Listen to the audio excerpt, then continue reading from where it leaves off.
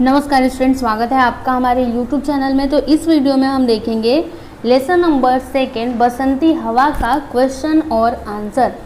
तो देखो यहाँ पर सबसे पहला क्वेश्चन क्या है, मैंने समझा। तो देखो ये जो बसंती हवा कविता दी गई है, इसे पढ़ने के बाद आपने क्या समझा वो आपको यहाँ पर लिखना है। तो देखो इसका आंसर मैंने लिखा हुआ है, बसंती हवा बड़ी ही बेफिक्र, निडर, बावली और मस्त मौला है। वह एक फक्कड़ मुसाफिर की तरह कभी इस पेड़ से उस पेड़ तो कभी खेतों में अटखेलियां करती फिरती है। अब उसके बाद यहाँ पे अगला क्या है, भाषा की ओर। इसमें क्या दिया है कि दिए गए शब्दों के लय युक्त शब्द लिखो। जैसे यहाँ पर हवा है तो हवा का क्या होगा, रवा। ओके, बावली का सांवली, सरसों का बरसों, अलसी का तुलसी, महुआ का बथुआ। ठीक है, तो आप एक काम करिएगा, अपनी टेक्स्ट बुक में देखिएगा इस क्वेश्चन को, तब आपको समझ में आएगा कि मैंने यहाँ पे आपको आंसर कैसे लिख करके दिया है। देखो आपकी टेक्स्ट बुक में ना ये दिया गया था, ये हवा दिया गया था, मैंने रवा लिखा है। बावली दिया गया था, मैंने सांवली लिखा है। फिर सरसों बरसों ये दिया गया था, अलसी का तुलसी मैंने लिखा है। फिर महुआ का बथुआ। फिर उसके बाद देखिए यहाँ पर अगला है, ऋतुओं के नाम बताते हुए उनके परिवर्तन की जानकारी प्राप्त करो और लिखो। तो इसका आंसर देखना, भारतवर्ष में कुल 6 ऋतुएं पड़ती हैं। तो कौन कौन सी ऋतुएं हैं मैं आपको बताते जाती हूँ, आप देखते जाइएगा, आपको यही आंसर लिखना है। देखो पहला ऋतु है बसंत ऋतु। तो बसंत ऋतु में प्रकृति बड़ी सुहावनी हो जाती है, हर तरफ रंग बिरंगे फूल व हरे भरे वृक्ष दिखाई देते हैं। फिर दूसरी ऋतु है ग्रीष्म ऋतु। इसमें क्या होता है, देखो ग्रीष्म ऋतु बहुत ज़्यादा गर्मी पड़ती है, और यहाँ पे ग्रीष्म ऋतु लिखा है ना, तो यहाँ पे आप लिख लेना मई, मतलब ग्रीष्म ऋतु में बहुत ज़्यादा गर्मी पड़ती है। इस दौरान आम जामुन जैसे रसीले फलों का आनंद हम उठाते हैं। उसके बाद यहाँ पे तीसरा है वर्षा ऋतु। इसमें क्या होता है, वर्षा ऋतु में बरसात के कारण तालाब, नदी आदि पानी से भर जाते हैं। अगला है शरद ऋतु। तो यह ऋतु बहुत ही सुहावनी होती है। इस दौरान ना ही ज़्यादा गर्मी होती है और ना ही ज़्यादा ठंडी। फिर पांचवा ऋतु है हेमंत ऋतु।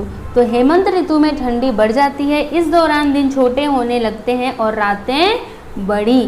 फिर छठा है शिशिर ऋतु। तो इसमें क्या होता है, इस ऋतु में ठंडी अधिक होती है। ठीक है, तो इसका आंसर मैं आपको पूरा एकदम अच्छे से दिखा देती हूँ, आप देख लो। और आपको यही आंसर लिखना है, 6 ऋतुओं के नाम लिखने हैं और फिर उनके बारे में लिखना है। ओके, चलिए अभी आगे बढ़ते हैं। तो आगे क्या है, देखो मैंने इसका आंसर आपको दे दिया है। 1 मिनट रुकिए, कहाँ गया, ये देखो ये रहा। इसमें था ना कि ऋतुओं के नाम बताते हुए उनके परिवर्तन की जानकारी प्राप्त करो और लिखो। तो मैंने आपको अभी भी बताया ना, तो जो आंसर मैंने दिया आपको ये इसी क्वेश्चन का है। अब आगे देखना, इसमें क्या है कि त्यौहार संबंधी कोई एक गीत सुनो और दोहराओ। तो आपको क्या करना है, मतलब कोई भी त्यौहार संबंधी एक गीत सुनना है और फिर उसे दोहराना है। फिर अगला क्या है कि सालेय स्वच्छता अभियान में तुम्हारा सहयोग बताओ। मतलब अगर आपके स्कूल में स्वच्छता अभियान हुआ हो तो आपने उसमें जो भी सहयोग किया, मतलब योगदान जो भी आपने किया वो आपको बताना है। फिर अगला क्या है कि कविवर सुमित्रानंदन पंत की कविता का मुखर वाचन करो। मतलब सुमित्रानंदन पंत जो कि एक कवि हैं, उनकी कविता को आप क्या करो, अपने मुख से वाचन करो, ऐसा यहाँ पर बोल रहा है। ठीक है, फिर अगला क्या है कि सप्ताह में एक दिन किसी कविता का सुलेखन करो। मतलब पूरे जो सप्ताह होता है, जैसे एक हफ्ते में 7 दिन होते हैं, तो 7 दिनों में से आप किसी भी एक दिन कविता का क्या करो, लेखन करो, मतलब लिखो, ऐसा यहाँ पर बोला जा रहा है। समझ में आया आपको? तो ये सारा आपको खुद से करना है। अब आगे देखते हैं। तो आगे है रिक्त स्थानों की पूर्ति करो। तो देखो पहला इसमें क्या आएगा, फिकर। देखो यहाँ पर लिखा हुआ दिखाई दे रहा है, नहीं कुछ फिकर है। फिर अगला दूसरा, इसमें क्या आएगा, गिरी धम से फिर चढ़ी आम ऊपर। तीसरा, वहाँ गेहूंओं में लहर खूब मारी। चौथा, हिलाया झुलाया गिरी पर ना कलसी। ठीक है, इसमें कलसी आएगा, इसमें गेहूं, इसमें धम और इसमें फिकर।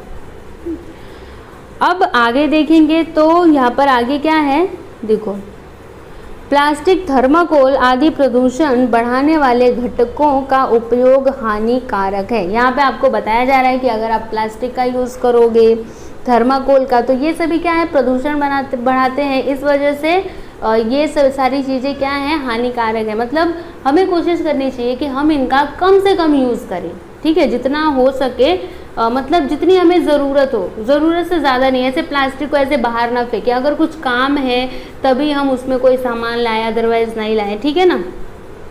फिर अगला क्या है कि हवा प्रकृति का उपहार है, यही है जीवन का आधार। हाँ, सही बात है। अगर हवा नहीं रहेगा तो आप सांस कैसे ले पाओगे, बताइए। तो हवा बहुत ही इम्पॉर्टेंट है और ये हमारे लिए प्रकृति का उपहार है, क्योंकि हवा कोई खुद से नहीं बनाता, ये हमारी प्रकृति ने हमें दिया है। समझ में आया। अगला, वायुमंडलीय स्तर दर्शाने वाली आकृति बनाओ। तो ये भी आपको खुद से करना है। अब यहाँ पर आगे ये देखो, ये जो दिया गया है ना, इसे आपको शीशे में देख करके पढ़ना है। तो आप अपना बुक लीजिए और आपके घर में शीशा तो होगा ही, है ना, उसमें बुक को दिखाओ और फिर पढ़ो और मुझे कमेंट करके बताना कि ये क्या लिखा है, ठीक है। तो देखिए बच्चों, यहाँ पर हमने लेसन नंबर 2 का क्वेश्चन आंसर कंप्लीट कर लिया और मुझे उम्मीद है कि आप लोग को ये वीडियो अच्छा लगा होगा। तो अगर आपको ये वीडियो अच्छा लगा तो आप प्लीज़ हमारे वीडियो को लाइक करना और अपने दोस्तों को भी शेयर करना। Thank you.